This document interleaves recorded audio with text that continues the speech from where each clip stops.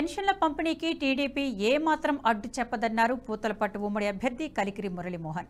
పెన్షన్ల పంపిణీపై వైసీపీ ప్రభుత్వం టీడీపీపై బురద జల్లే ప్రయత్నం చేస్తోందని ఆరోపించారు. 200 పెన్షన్ను 2000కు పెంచింది చంద్రబాబు ఘనతని తెలిపారు. ఇప్పుడున్న పెన్షన్ను తాము అధికారంలోకి వస్తే 4000కు పెంచుతామని పేర్కొన్నారు. కట్టుకథలతో ప్రజలను వైసీపీ ఏమార్చలేదన్నారు మురళీమోహన్.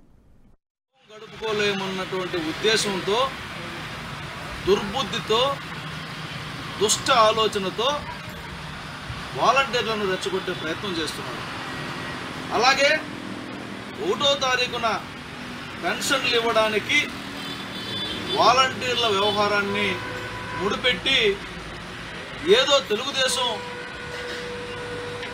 చెడు చేస్తుందన్నటువంటి ఒక దుష్ట ఆలోచనని ప్రజల మీద రుద్దాలని చూస్తున్నారు.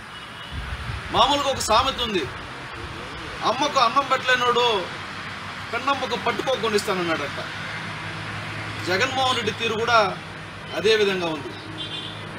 ఈ రాష్ట్రంలో జగన్మోహన్ రెడ్డి వచ్చిన తర్వాత పింఛన్ల వ్యవస్థ పెట్టలా.